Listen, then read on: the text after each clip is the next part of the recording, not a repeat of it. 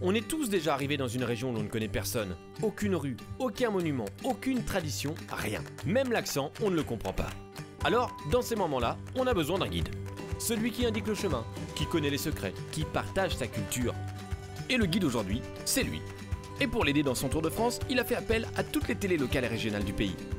Tous ensemble, on a créé une émission ancrée au cœur des 36 000 communes et de leurs 60 millions d'histoires. Et vous allez voir que la proximité peut vous faire voir du pays. Cette émission, c'est Terre de France.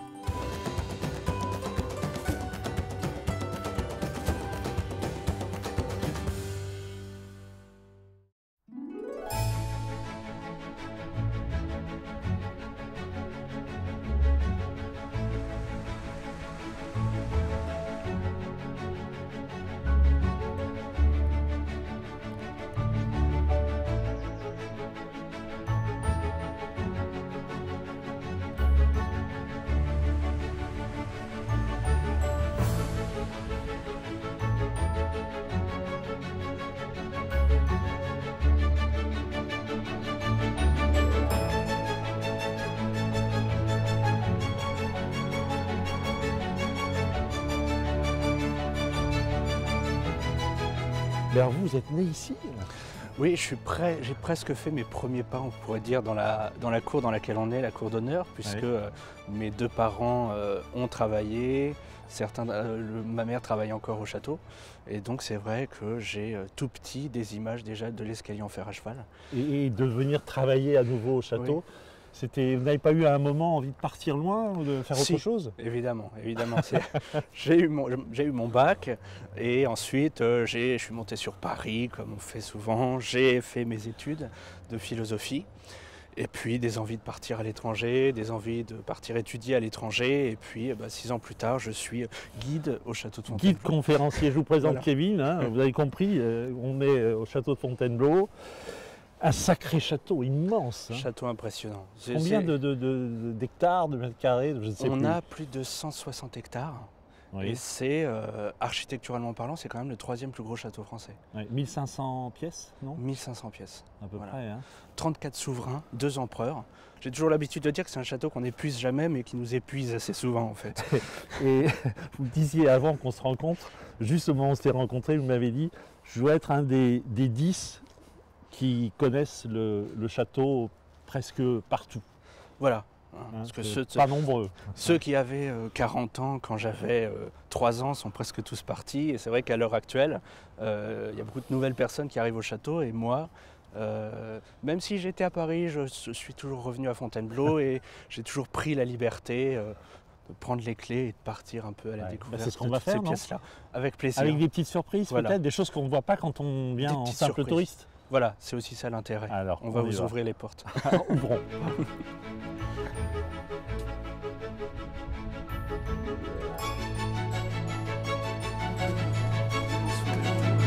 Alors finalement on descendait mais on remonte. Voilà. Alors on remonte pour aller où, Kevin? Dans la galerie François Ier.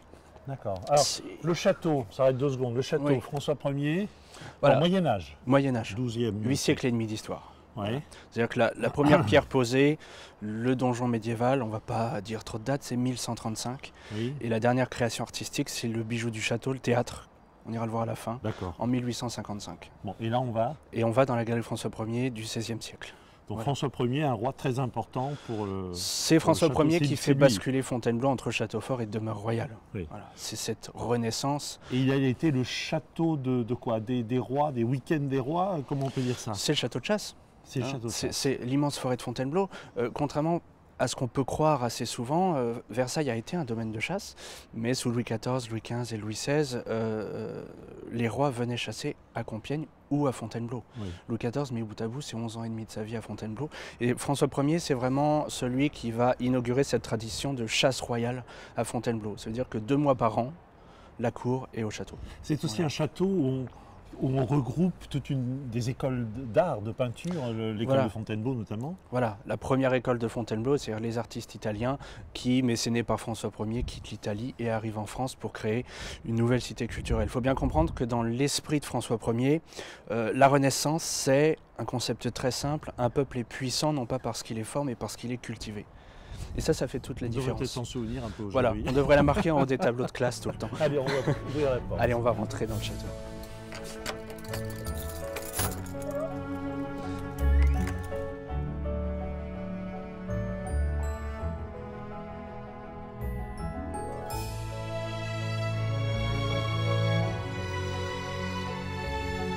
J'ai l'impression qu'on aimait les galeries à l'époque. Hein. Il y a Oui. toujours des galeries. Pourquoi? C'est un, Voilà. un lien entre En deux général, endroits. voilà, c'est à la base, une galerie, c'est pas comme sous Louis XIV, c'est les galeries de promenade. Sous Oui. Louis XIV, il fallait venir dans une galerie pour se promener, critiquer la robe d'en face, critiquer Monsieur le Duc. Sous François Ier, on envisage les galeries déjà comme des espaces privés, et que François Ier, qui avait accès à sa galerie, la galerie oui. du roi. Là, Que, là où on est. voilà, quand le roi était à Fontainebleau, on avait des gardes aux extrémités et les courtisans étaient contraints de passer sur les balcons extérieurs, avoir la chance de traverser la galerie avec le roi qui lui-même vous faisait la Le définition commentaire des décors. Ouais, ouais. C'était quelque chose d'assez impressionnant. Donc en fait, cette galerie, ce qu'on appelle une loggia, c'était simplement un couloir, alors, Oui. on a connu pire, un couloir pour relier deux éléments d'architecture. Oui, le couloir à lui tout seul, on pourrait en faire 20-25 appartements. C'est mais, impressionnant, 60 mètres de long, 6 mètres de large. D'accord. Ça a été longtemps l'une des plus grandes galeries de France. Et il faut comprendre aussi que cette galerie a énormément choqué à l'époque. C'est-à-dire que Pourquoi? premièrement, on ne comprenait pas pourquoi le roi avait financé un projet qui n'évoque en rien la religion. Le pape était outré, ça parle que de la mythologie ici. Oui. Et puis Oui, l'autre on est chose, plus dans la mythologie c'est ça qui est intéressant, c'est ça la Renaissance aussi. grecque. Et le deuxième point, qui est romaine. très important, voilà, c'est qu'on sort d'un Moyen-Âge un peu puritain encore, et pour la première fois en France, avant les châteaux de la Loire, dans cette galerie, première école de Fontainebleau, on représente des corps, des femmes sans vêtements. On voit des corps nus dans les décors, et ça avait énormément choqué. Il y a eu 6 projets différents pour la détruire, cette galerie. Mais c'est une sorte de programme politique, tout ça. C'est une immense allégorie du roi. C'est un programme politique. On a plus de 10 fresques et on a répertorié à peu près 82 histoires mythologiques. Et à chaque fois, que ce soit la guerre de Troie, que ce soit l'histoire de Cerbère, le chien gardien des enfers, à chaque fois, ça se transforme pour devenir une allégorie de la puissance de François Dans Ier. cette période électorale, c'est assez amusant de Voilà, rappeler tout ça. le programme politique. Mais je ne pense pas qu'on ait des représentants aujourd'hui qui aient un tel raffinement dans les... Oui. Où est-ce qu'on va maintenant? Je vais vous emmener sur le balcon. Ah, on va voir. Personne n'y va. Ok. Allez, on va rentrer par là. Merci.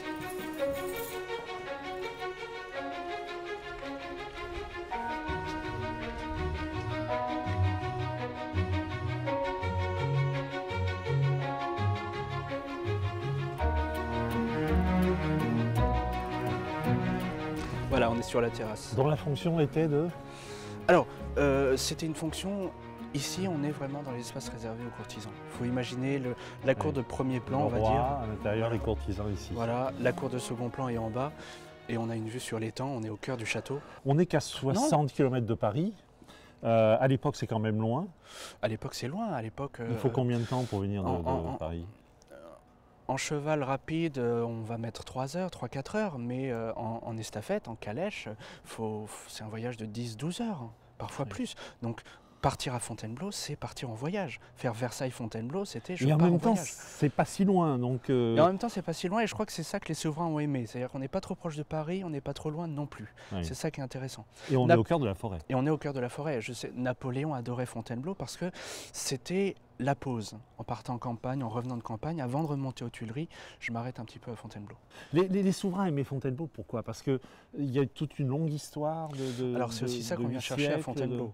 Faut pas Oui. se leurrer. Fontainebleau, c'est la détente, mais c'est aussi je veux asseoir ma puissance. Je, C'est-à-dire, je me légitime dans la lignée des grands rois. voilà, c'est ça. C'est ça? Napoléon disait Fontainebleau c'est la demeure des rois, c'est la maison des siècles, et c'est pas par hasard. Il dit ça parce que son projet principal, c'est entrer dans la lignée des grandes monarchies. Et ce qui est intéressant à Fontainebleau, le projet de Fontainebleau, c'est qu'on a des souverains qui, même s'ils rajoutent quelque chose, même s'ils détruisent certaines parties, ils gardent toujours une trace de celui d'avant. Alors c'est ça qui est un peu compliqué à Fontainebleau. Ouais. Parce qu'on se retrouve dans des espaces avec 6 siècles, 7 siècles d'architecture ou de décor. Et c'est ça qui a posé problème longtemps. Parce qu'en communication, on a besoin d'une tête d'affiche. Versailles, c'est Louis XIV. Chambord, c'est François Ier. Ici, on ne sait pas. Si, François Ier quand même. François Ier un peu. Mais dans Mais l'esprit, pas que. voilà. On leur dit 8 siècles et 30 souverains. On dit, oh là là, c'est le bazar, on verra l'année prochaine. Il y en a trop. Et donc, dans les années 80, on a décidé de mettre en avant Napoléon Ier. Ah oui. Pour quelqu'un qui ne connaît pas trop Fontainebleau, Fontainebleau c'est Napoléon. C'est les adieux dans la cour d'honneur, c'est la signature de C'est l'abdication. pas lui que j'aurais pensé, moi. Napoléon, il a passé 100 jours à Fontainebleau. Oui, c'est c'est pour celui qui a ça. passé le moins de temps. Oui.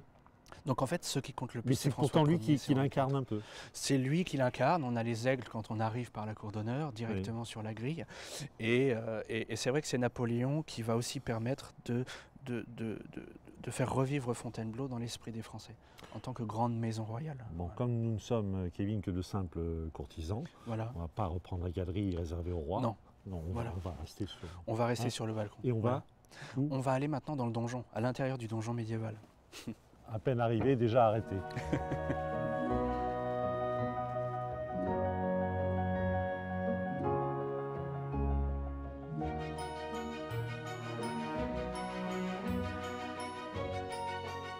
C'est le donjon, mais ça ressemble pas à un donjon. Voilà, c'est ça qui est un peu étrange aussi à Fontainebleau. On n'a pas l'impression d'être dans une structure médiévale, alors qu'on est dans un bâtiment du XIIe siècle. C'est la partie la plus ancienne. Et on voit très bien ici que chacun a rajouté. C'est-à-dire entre le parquet Louis XIV, le plafond Louis XV, les lustres Louis XVI, la cheminée Henri II, Henri C'est le IV. tronc de l'arbre. Voilà.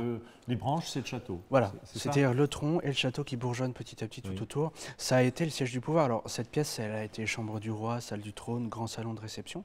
Il faut imaginer que sous François Ier, le lit du roi était ici. François Ier se lève, fait toilette à côté et traverse donc sa galerie pour rejoindre la messe du matin. Oui. D'ailleurs, ça me fait penser à une phrase formidable.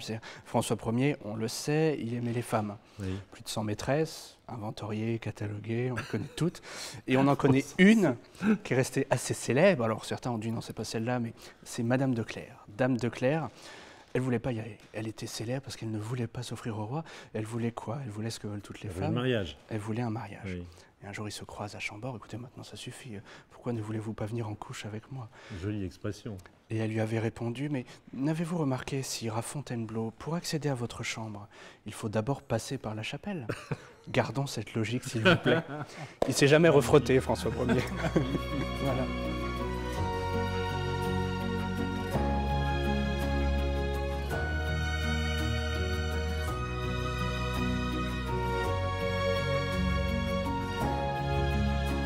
Bon, ça, c'est le petit couloir qui mène à la salle de bal. Qui mène à la salle de bal. Et alors, je vous arrête parce qu'il y a quand même quelque chose d'intéressant. Tout le monde regarde toujours ses pieds dans ce couloir-là. Et en fait, on ne réalise pas que c'est un couloir qui est très important. Alors, il est pas très beau. il est très laid. C'est Oui, ce qu'on appelait je n'osais une pas le dire grotte, comme ça, mais une oui. grotte sobre. C'est-à-dire que quand François Ier, on va aller voir la salle de bal, qui est la merveille renaissance de Fontainebleau, quand François Ier commande sa salle de bal, les artistes italiens lui proposent également un projet de couloir pour relier au reste du château, quelque chose de magnifique à fresques et lambris. Et François Ier a surpris tout le monde, on veut une grotte sobre. Et personne ne comprenait, tous les grands rois européens vont passer par là. Je veux du contraste. Et en fait, on s'en rend pas compte, mais ça fonctionne encore. La salle de Voilà. bal, lui donner encore plus de lustre. et La pièce est d'importance. sobre et ça met en valeur la salle d'après. Et ben, la voici. C'est impressionnant quand on rentre quand même. C'est magnifique. C'est l'une des plus grandes salles Renaissance de France. D'accord? La grande salle de bal. Et l'orchestre était là-haut, Voilà. je suppose. Les musiciens étaient à ce Les niveau-là. musiciens, l'orchestre, Voilà. les musiciens. Une dizaine de musiciens. Dos à la cheminée, le roi et la reine qui se réchauffent et 100 à 200 personnes qui dansent.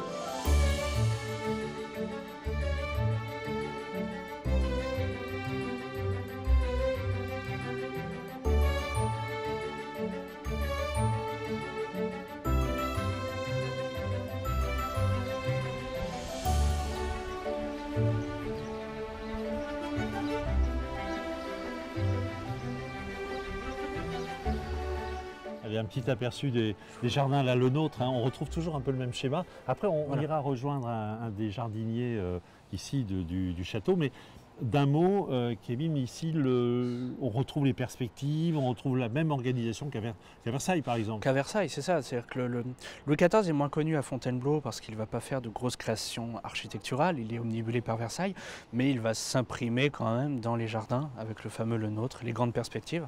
Vous avez ici l'un des plus grands carrés d'Europe. On a quand même 6 hectares. Et les jardins à la française, c'est ça. C'est d'un seul regard, j'englobe tout le décor. Et puis, je vais créer des espèces de trompe-l'œil au niveau des perspectives. Et surtout, c'est des jardins qui vont peu à peu laisser la place ensuite à Fontainebleau aux jardins à l'anglaise, qui sont des jardins plus romantiques. Et c'est Napoléon Ier qui sera l'autre grand créateur des jardins à Fontainebleau. Voilà. Et surtout, d'ici, on se rend compte que Fontainebleau, c'est vraiment une petite maison perdue au milieu d'une immense forêt, puisqu'on voit très bien que la forêt est vraiment tout autour de nous. Elle nous Voilà. entoure.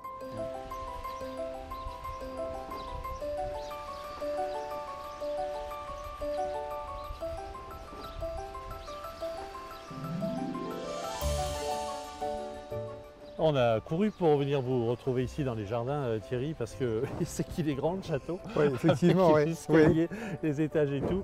Voilà, bon, ben merci Thierry Lerche, jardinier en chef, c'est comme ça qu'on dit? Bah, je vous en prie, oui, tout à Hein, fait, jardinier du- en du- chef, oui, oui.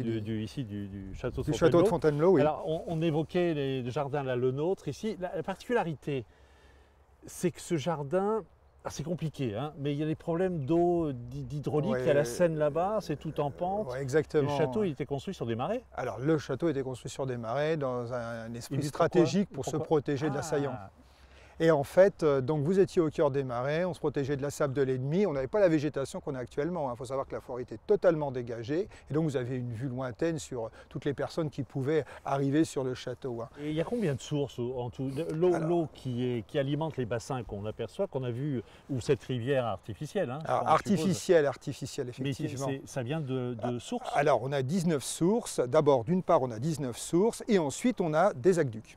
Qui ont été, donc il y a 3 aqueducs, François Ier, on a un aqueduc Henri II et l'aqueduc Henri IV, qui sont là pour capter l'eau d'une part, créer, donc alimenter un réservoir, régler les étiages pour donner des effets d'eau dans le jardin. Ils étaient forts quand même à l'époque. Ah, hein. vous êtes extraordinaire, extraordinaire. Et vous êtes combien pour vous occuper de tout ça? Alors on est 13 jardiniers titulaires, mais on est aussi un petit peu aidé par des contrats d'insertion qu'on a mis en place dans l'établissement pour encourager donc les jeunes à se professionnaliser et accéder donc à l'emploi. Et on a 2 emplois d'avenir. Donc vous voyez, on est 26 personnes. 26 personnes, c'est pas trop pour tout ce qu'il y a à faire. C'est hein. pas trop pour tout ce qu'il y a à faire. De l'entretien, de la replantation, de la mise en sécurité des lieux, parce qu'il faut accompagner aussi toute cette végétation pour faciliter l'accueil du public, traiter... Là où on est, le public peut y venir. peut y venir, oui. Aujourd'hui, les gens peuvent... À l'origine, un jardin a été conçu, en fin de compte, avec une allée de ceinture comme celle-ci, avec des aménagements des secondaires pour avoir des effets de surprise, des découvertes et des points de vue. Donc c'est un jardin où il y a une sorte de fil conducteur qui va d'un point à un autre pour vous encourager à le découvrir. Aujourd'hui, eh ben, effectivement, on a encouragé l'ouverture des jardins pour faciliter justement l'accès, pour découvrir les aspects botaniques, pour découvrir aussi des scénographies paysagères qui sont aménagées à l'intérieur même du jardin. Et donc le jardin est ouvert au public. Vous avez un sacré beau métier, vous aussi. Hein. Ah, j'ai un très Comme très beau Kevin métier. tout à l'heure. Hein. Ouais, Vous vivez dans un lieu chargé d'histoire, mais en même temps très actuel, ouvert au public qu'on a envie de faire aimer aussi. Oui, oui, oui. En fait, un lieu comme ça, donc vous avez la gestion arborée, parce qu'il faut savoir qu'on a un patrimoine arboré, donc qui est identifié, il y a un inventaire, non seulement on a un inventaire, mais on a un accompagnement phytosanitaire des arbres, donc on voit un petit peu ce qu'on fait, on a des travaux d'élagage, on fait des suivis d'élagage, on monte des dossiers techniques, là vous avez vu qu'on a pas mal de travaux en cours sur la réfection de nos allées, donc on consolide les allées, on trouve des solutions alternatives propices aux zéro phyto. Oui, c'est ça, c'est c'est important. important. Ben, bien sûr. Et ça permet de retrouver des méthodes de travail qu'on avait un peu oubliées. Voilà, hein. exactement. Et c'est bien. C'est super, Ouais. c'est super. On a le temps de retrouver Kevin. Je vous remercie infiniment Thierry Bah, de je nous vous en prie, avoir Jacques. expliqué un petit peu comment était ce jardin ici au château de Fontainebleau. On va aussi retrouver tout de suite en studio à Lille Catherine et puis avec David et Philippe du Bottin Gourmand. Quels sont vos talents gourmands cette semaine, mesdames et messieurs? Je vous salue.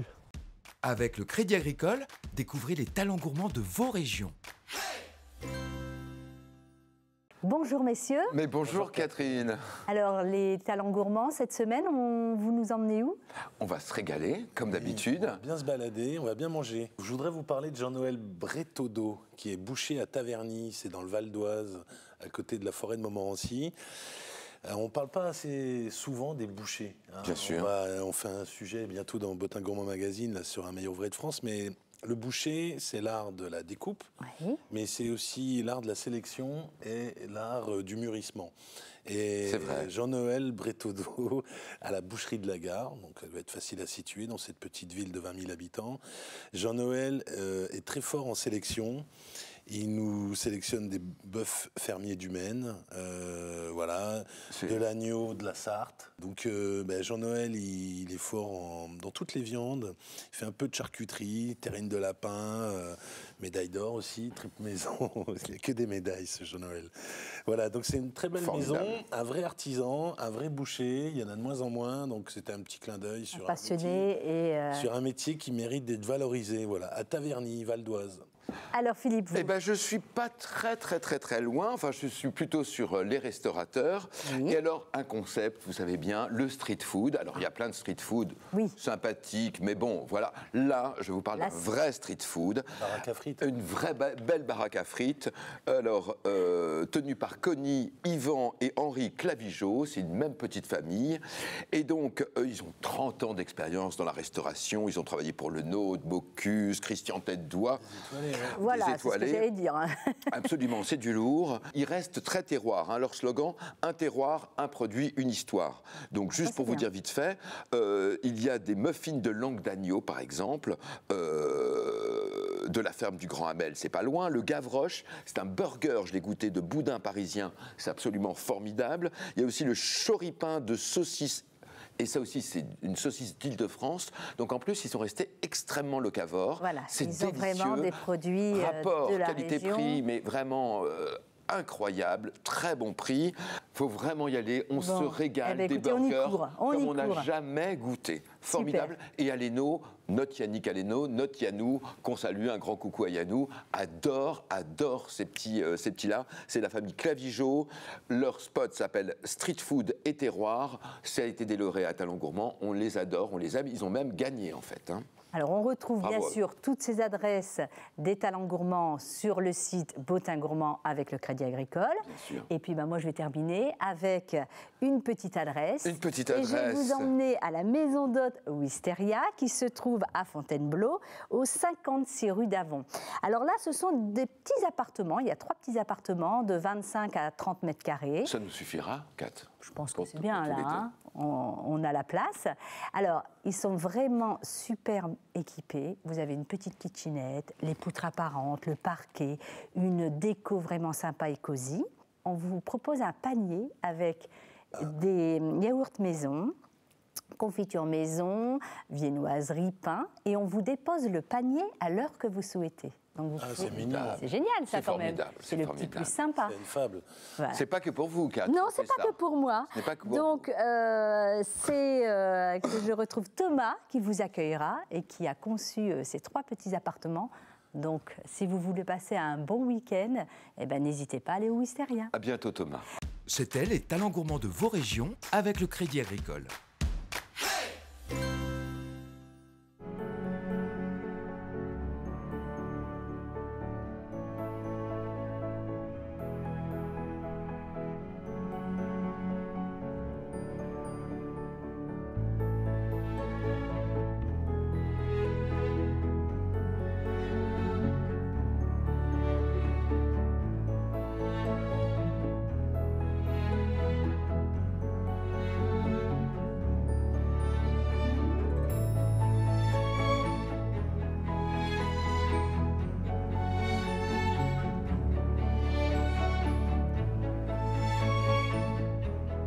Vous ne vouliez pas qu'on se quitte sans être venu voir ce théâtre figé dans le temps?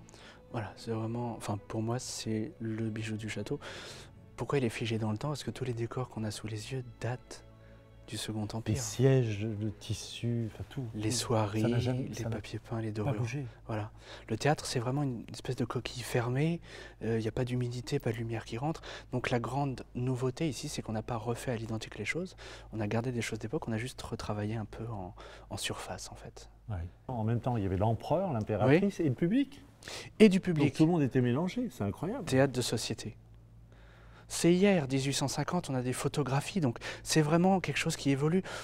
C'est la fin de l'histoire du château, c'est-à-dire qu'on n'est plus vraiment dans une représentation. Napoléon III, c'est aussi un château qui s'ouvre sur la ville pour les Bellifontins et puis pour pour les Parisiens qui prennent le train à l'époque et qui viennent le temps d'un week-end profiter du pays de Fontainebleau. 10 représentations en tout ici? 10 représentations, pas plus. On vient pour rigoler et se détendre, donc c'est Marivaux, c'est Feydeau, c'est Molière, on vient pour rigoler. On ne peut pas imaginer utiliser à nouveau ce beau théâtre? Un concert de musique serait envisageable, c'est un théâtre à l'italienne, donc on a une très belle acoustique, mais refaire des pièces de théâtre nécessiterait de gros travaux et ça serait un peu perdre l'âme de ce théâtre, hein. C'est ça qui est bien quand on rentre à l'intérieur. Je vous ai dit que je suis né à Fontainebleau, ça fait maintenant 5 ans qu'il est ouvert, ça fait 5 ans que je rentre dedans, je suis toujours subjugué, on dirait que le temps s'est arrêté et surtout on veut garder ça à Fontainebleau. Et le public n'a pas accès ici. Et le public n'a pas accès, on emmène de petits groupes parfois. Et surtout, la grande chance qu'on a, nous, c'est qu'on peut monter sur la scène. Voilà. Ben, merci beaucoup, Kevin, de nous avoir ouvert tous ces lieux secrets du château de Fontainebleau avec votre gros trousseau de clés. Voilà. Merci à vous, Jacques, et d'être puis venu. surtout la connaissance que vous avez de ce lieu qui vous habite, vous aussi, ça se sent très fort. Hein. Voilà, on essaye de faire partager, on essaye de faire revivre, c'est le mot d'ordre. Passionnant, et je pense que tout le monde est d'accord avec moi. Terre de France, la semaine prochaine, on sera toujours à Fontainebleau, mais cette fois-ci, ce sera du côté de la forêt.